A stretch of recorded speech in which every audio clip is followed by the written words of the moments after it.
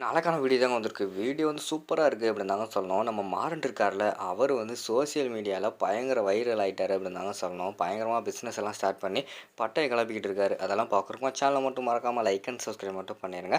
First எடுத்த உடனேயுமே வந்து அந்த ஜவுளி கடை ஓனர் கிட்ட வந்து சொல்றாங்க, "அண்ணே பெரிய அமௌண்ட்ண்ணே, ₹2,00,000 வரைக்கும் ஜவுளி எடுத்திருக்கேனே" அப்படிங்கிற மாதிரி சொல்றாங்க. "ஏப்பா அதெல்லாம் இருக்கட்டும்ப்பா, நீ எடுத்துட்டு போப்பா" அப்படிங்கிற மாதிரி சொல்றாங்க. "அண்ணே இல்லைண்ணே, உங்களுக்கு வந்து என்னால் இப்போதைக்கு வந்து காசை கொடுக்க முடியாது. கையில் காசு இருந்தால் நான் மொத்தமாகவே எடுத்துருப்பேன். ஆனால் என்கிட்ட கையில் வந்து சுத்தமாக காசு இல்லை. இதை கொண்டு போய் நான் விற்றுட்டு அதுக்கடுத்து வந்து உங்களுக்கு கடன் அடைக்கிறேனே" அப்படிங்கிற மாதிரி சொல்கிறாங்க. "என்னப்பா நீ என்ன புதுசா? நம்ம ஏரியா பையன், அது மட்டும் இல்லாமல் ராமச்சந்திரன் ஐயாவோட பையன். உங்களை நம்பி நான் கொடுக்காம வேறு யார் கொடுக்க போகிறா? நீ எடுத்துகிட்டு போப்பா. எடுத்துகிட்டு போயிட்டு எல்லாத்தையும் விற்ற பிறகு கொண்டு வந்து கொடுத்தா கூட எனக்கு போதும். பார்த்து போப்பா" அப்படிங்கிற மாதிரி சொல்கிறாங்க.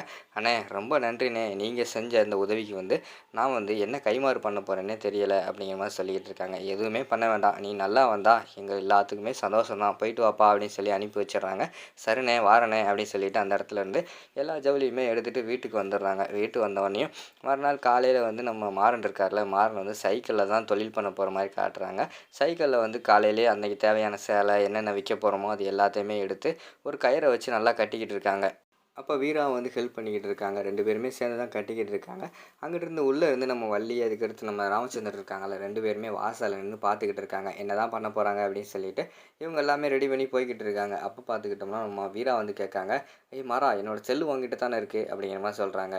"ஆமாம் என்கிட்ட தான் இருக்குது" அப்படிங்கிற மாதிரி சொல்லிட்டு செல்லை எடுத்து கொடுக்குறாங்க. அதை வாங்கின உடனேயும், "ஏய் வீரா, என்னை ஒரு வீடியோ எடு" அப்படிங்கிற மாதிரி சொல்கிறாங்க. "டேய் என்னடா காலையிலே தொழிலுக்கு போகிறத விட்டுப்புட்டு வீடியோ எடுன்னு சொல்லிக்கிட்டு இருக்க" அப்படிங்கிற மாதிரி சொல்கிறாங்க. "ஏய் இது தொழில் சம்மந்தமான வீடியோ தான். நான் வந்து இப்போ உனக்கு வந்து ஒரு சேரீயை ஓப்பன் பண்ணி அது எப்படி இருக்குது என்ன இருக்குதுன்னு சொல்லிட்டு நான் வந்து காட்டுறேன். இப்போ எல்லாமே சோசியல் மீடியான்னு ஆகிப்போச்சு. இப்போ வந்து பிஸ்னஸே சோசியல் மீடியாவில் உள்ளவங்களை நம்பி தான் பண்ணிக்கிட்டு இருக்காங்க. அப்படி இருக்கும்போது நம்ம வந்து வெறும் இதை மட்டும் நம்பிக்கிட்டு இருக்கக்கூடாது. சோசியல் மீடியா ஆடியன்ஸையும் பிடிக்கணும். அவங்களையும் நம்ம ஃபாலோவர்ஸாக ஏற்றணும். அது மூலியமாகவும் நம்ம பிஸ்னஸ் பண்ணணும். அவங்க வீட்டுக்கே வந்து கேஷ் ஆன் டெலிவரி பண்ணுற மாதிரியெல்லாம் நம்ம நிறைய பண்ணணும். அப்படி பண்ணினா தான் நம்மளும் நல்லா வளர முடியும்" அப்படிங்கிற மாதிரி சொல்லிக்கிட்டு இருக்காங்க. "ஏய் இது சூப்பர் ஐடியாவாக இருக்கேடா" அப்படின்னு சொல்லிட்டு நம்ம வீரா வீடியோ எடுக்காங்க. உடனே நம்ம மாறன் இருக்காங்களே, அவங்க வந்து அந்த சேலையை வந்து விரித்து வச்சுட்டு அதை வந்து அவங்க தோள்பட்டையெல்லாம் போட்டு காட்டுறாங்க. சேரீயை வந்து விற்று காட்டுவாங்களா, அது மாதிரி விற்றெல்லாம் காட்டுறாங்க.